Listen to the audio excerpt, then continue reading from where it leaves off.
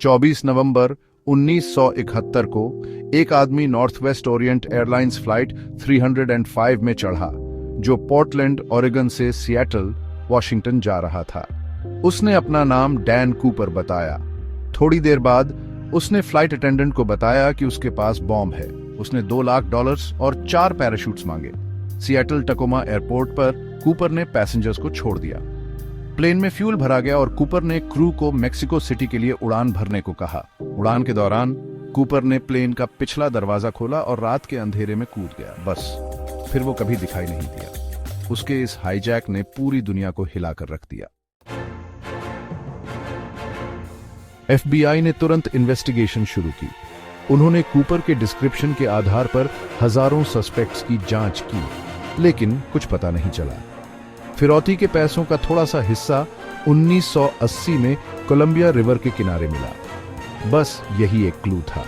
कई लोगों ने सोचा कि कूपर बच गया होगा, वो कोई एक्सपीरियंस्ड स्काई डाइवर रहा होगा।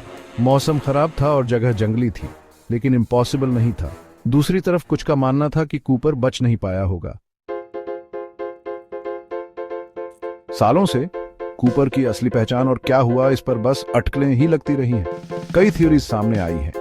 कुछ लोगों का मानना है कि वो प्रोफेशनल क्रिमिनल था, जबकि कुछ कहते हैं कि वो एक आम आदमी था जो मजबूर हो गया था। कुछ थ्योरीज में उसे आर्मी का पैराट्रूपर बताया गया है, तो कुछ में पुराना क्रिमिनल। कुछ कहते हैं कि वो कहीं छिप गया, तो कुछ कहते हैं कि वो मर गया। लेकिन किसी भी थ्योरी की पुष्टि नहीं हो पाई है।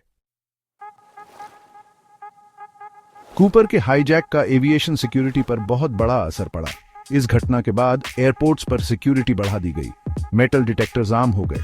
लगेज चेकिंग कंपलसरी हो गई।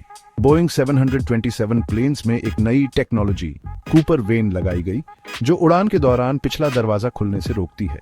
DB कूपर का केस एक चेतावनी की तरह है। यह हमें याद दिलाता है कि सेफ्टी कितनी जरूरी है और एक छोटी सी घटना भी हिस्ट्री कैसे बदल सकती है।